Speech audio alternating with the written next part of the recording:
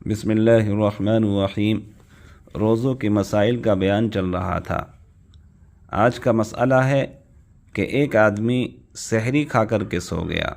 اب جب وہ صبح کو اٹھا تو اس کے دانتوں کے اندر غذا لگی ہوئی ہے، بوٹی یعنی گوشت کا کوئی ٹکڑا لگا ہوا ہے، تو اس نے اپنی جیب سے اندر ہی اندر اس کو نکالا اور کھا گیا، یعنی باہر نہیں نکالا۔ تو کیا اس سے روزہ ٹوٹ جائے گا یا نہیں ٹوٹے گا؟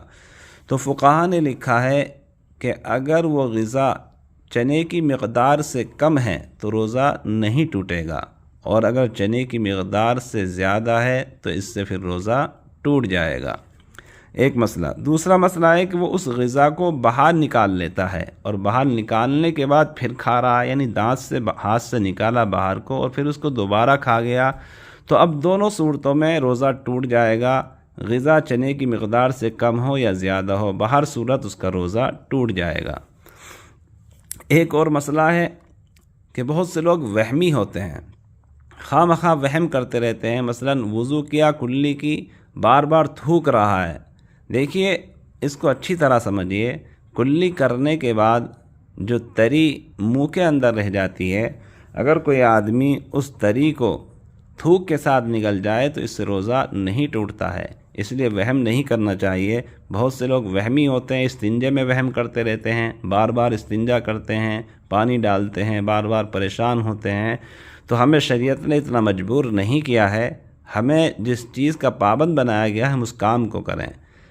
مسئلہ ہے کہ آدمی استنجا کرے ڈھیلے سے، کھاس کر خوب اچھی طرح استنجا کرے، فارغ ہو جائے، اس کے بعد اپنے کپڑے پر تھوڑی سی پانی کی چھینٹیں ڈال دے تاکہ وساوس ختم ہو جائیں، وہم ختم ہو جائے۔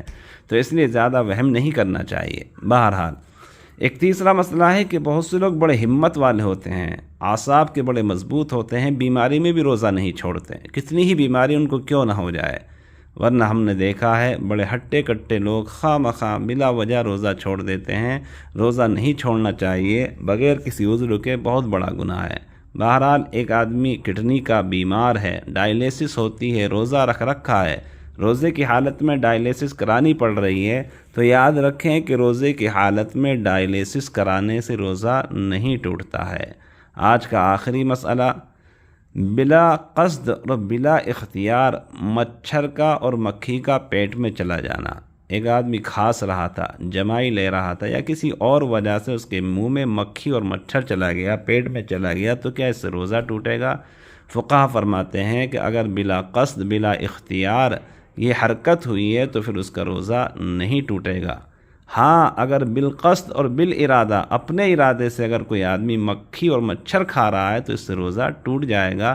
حالانکہ ایسا نہیں ہوتا ہے، رمضان تو کیا غیر رمضان میں بھی کوئی آدمی ایسی حرکت نہیں کرتا۔ اگر بالقصد کوئی آدمی کھا رہا ہے تو پھر اس کا روزہ ٹوٹ جائے گا۔ اللہ ہم سب کی حفاظت فرمائے، عمل کی توفیق مرحمت فرمائے۔